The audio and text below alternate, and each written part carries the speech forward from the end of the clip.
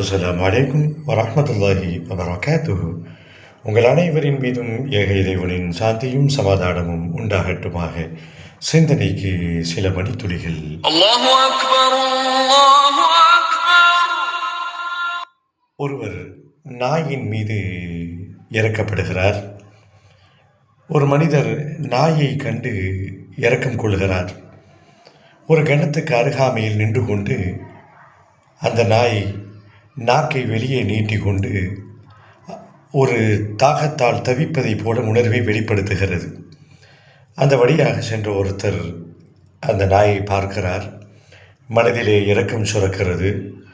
ஆஹா, இந்த நாய் தாகத்தில் அல்லவா தவிக்கிறது, ஏதேனும் செய்ய வேண்டுமே என்று கிணத்திற்குள் எட்டி பார்க்கிறார். தண்ணீர் தூரமாக இருக்கிறது. அந்த தண்ணீரை எடுத்து நாய்க்கு புகட்டுகிறார்.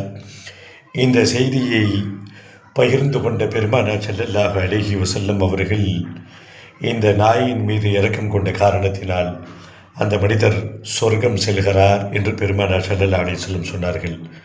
அன்பு உறவுகளே, மனித நேயம் மட்டுமல்ல, மிருக நேயத்தையும் இஸ்லாம் இந்த உலகத்திலே போதிக்கின்ற ஒரே மார்க்கம் இஸ்லாமிய மார்க்கம்தான். ப்ளூ கிராஸ் என்ற பெயரை வைத்து கொண்டு ஏதோ ஒரு ஆதாயத்திற்காக வேண்டி செயல்பட்டு கொண்டு இருக்கக்கூடிய மக்களுக்கு மத்தியிலே உண்மையிலேயே மிருகத்தோடு நீங்கள் அன்பாக நடந்து கொள்ளுங்கள் என்று சொல்லப்பட்ட மார்க்கம் இஸ்லாமிய மார்க்கம். அதே சமயத்தில் இந்த நாயில் இருந்து இருக்கக்கூடிய அந்த நச்சு கிருமிகள், அந்த நாயை எந்த அளவுக்கு நாம் தூரமாக வைக்க வேண்டும், அதோடு நாம் கடந்து விட்டால் அதனுடைய எச்சில் பட்டு என்னென்ன நோய் எல்லாம் உண்டாகிறது என்பதை சமீப கண்டுபிடிப்புகள் நமக்கெல்லாம் சொல்லித் தருகிறது. ஆம், திரும்பவும் உறக்க சொல்வோம், இஸ்லாம் ஒன்றை வெறுத்தால், ஒன்றை ஒதுக்கினால், ஒன்றை கூடாது என்று சொன்னால், ஒன்று தவறு என்று சொன்னால் மனித குலத்திற்கு அதிலே ஆயிரக்கணக்கான நன்மைகள் இருக்கிறது. தொடர்ந்து பயணிப்போம், பேசுவோம் இன்ஷா அல்லாஹ்.